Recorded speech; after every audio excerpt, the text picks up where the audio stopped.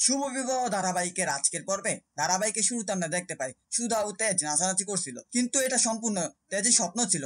পরক্ষণে সেটা আমরা বুঝতে পারি, কারণ সে ইশিকার সাথে নাচ করছিল। অন্যদিকে কাকনবালা মনে মনে বলে শেষ পর্যন্ত দাদুভাই ইশিকাকে মেনে নিয়েছে।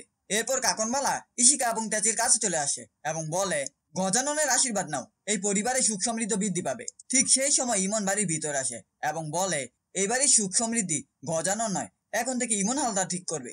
ইমনকে দেখে সকলে অবাক হয়ে যায়। পরবর্তী সিনে আমাদের সুধা এবং ঝিনুককে দেখানো হয়। ঝিনুক সুধাকে বলে, তুই কি ধাতু দিয়ে তৈরি বলতো? যারা তোকে এত কষ্ট দিল তুই তাদের কথা ভাবছিস?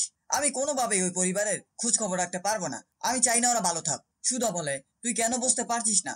ওই পরিবারে কেউ খারাপ থাকলে আমি ভালো থাকতে পারবো না। এরপর সেখানে সুধার মা চলে আসে। তিনি সুধাকে বলে, নিজের জীবনটা গুছিয়ে নাও নতুন করে। পরবর্তী সিনে আমাদের আবার বসু মল্লিক বাড়িতে দেখানো হয়। তেজ এবং কাকনবালা ইমনকে বলে, তোমার সাহস কি করে হয় এই বাড়িতে ঢুকার? ইমন সকলকে বলে, এই বাড়িতে তো আমাকে আসতেই হতো, কারণ এই বাড়ির নতুন মালিক হলাম আমি। এইসব কথা শুনে কাকনবালা বলে, তুমি এসব কি বলছো? এ বাড়ির মালকিন আমি, এটা আমার বাড়ি। আর তোমার সাহস কি করে হয় প্রথমবারের মতো জুতা পরে এই ঠাকুরদালায় আবার এসেছো? বেরিয়ে যাও এখান থেকে। ইমন বলে, না, এবার বেরিয়ে গেলে আপনারা যাবেন, আমি বেরোবো না, কারণ এই বাড়ির নতুন মালিক হচ্ছি আমি। তেজ বলে, তোমার কি মাথা খারাপ হয়ে গেছে? এই বাড়ি আমার ঠাম্মির, এখান থেকে বেরিয়ে যাও তুমি। ইমন বলে, এটা আগে তোমার ঠাম্মির বাড়ি ছিল, কিন্তু এখন তিনি এই বাড়ি নিজের হাতে লিখে দিয়েছেন, কারণ তিনি বুঝতে পেরেছেন তুমি এসব সামলাতে পারবে না, তাই তিনি পরবর্তী উত্তরাধিকারের হাতে এটা দিয়ে দিয়েছেন। একথা শুনে অনিমেষের বাবা বলে, পরবর্তী উত্তরাধিকারী বলতে আমার ছেলে অনিমেষ? ইমন বলে, না, তুমি ভুল বললে আঙ্কেল, এই পরিবারের আরো একটা উত্তরাধিকারী আছে, আর সে হচ্ছে সার্থক। কাকনবালা বলে, খবরদার এই নাম এই বাড়িতে উচ্চারণ করবে না তুমি, সে মারা গেছে। ঠিক তখনই সার্থক বাড়িতে প্রবেশ করে এবং বলে, না ঠাম্মি, আমি আসছি। সার্থককে দেখে সকলেই অবাক হয়ে যায়। অন্যদিকে আমাদের সুধাকে দেখানো হয়, সে অনেক চিন্তিত ছিল। তখন প্রীতম তাকে জিজ্ঞেস করে, কি হয়েছে সুধা? সুধা বলে, আমার মনের ভিতর কেমন যেন হচ্ছে, আমার কোনো প্রিয়জন খুব বিপদে আছে।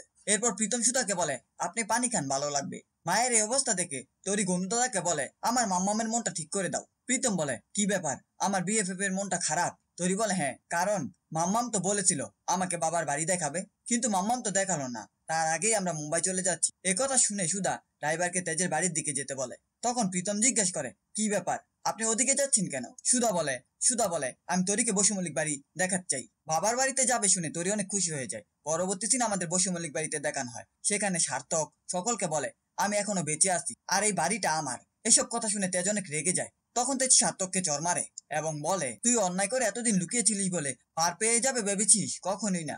এরপর সে পুলিশকে উদ্দেশ্য করে বলে, সার্থককে এখান থেকে নিয়ে যান। তখন সেখানে আশুতোষ আসে এবং বলে, সার্থকের ব্যাপারে আগের অভিযোগগুলো প্রমাণ হয়নি, তাই ফাইলগুলো ক্লোজ করে দেওয়া হয়েছে। এরপর তেজ সার্থককে বের করে দেওয়ার চেষ্টা করে, কিন্তু উকিল বলে, এই আইনি নোটিশ আপনারা ওনাকে বাড়ি থেকে বের করে দিতে পারবেন না। সার্থক বলে, হ্যাঁ, কারণ এই বাড়ির মালিক হচ্ছে আমি, আর এটা আমার ঠাম্মি আমাকে নিজের হাতে লিখে দিয়েছে। কার যদি বিশ্বাস না হয় তাহলে এই ফাইলগুলো দেখতে পারে।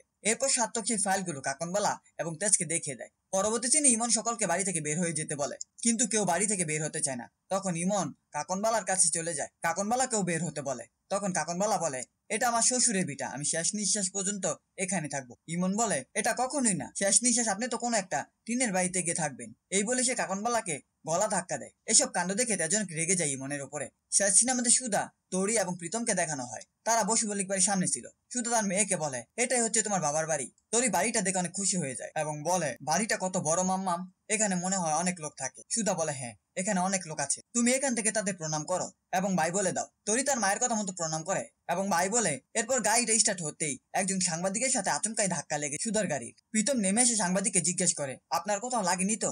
সাংবাদিক বলে, না, আমি ঠিক আছি, আসলে হঠাৎ একটা নিউজ পেলাম তো, তাই ছুটে এসেছি। এই বসু মল্লিক বাড়ি নাকি বিক্রি হয়ে গেছে, সেটা ব্যাংকে ঋণের কারণে, নাকি অন্য কেউ কিছু একটা কভার করার জন্য আমরা এসেছি। সাংবাদিকের মুখে এই কথা শুনে সুধা অবাক হয়ে যায়। এই ছিল শুভ বিবাহ ধারাবাহিকের আজকের আপডেট। ভিডিওটি ভালো লাগলে চ্যানেলটিকে সাবস্ক্রাইব করে পাশে থাকা বেল আইকনটি অন করুন।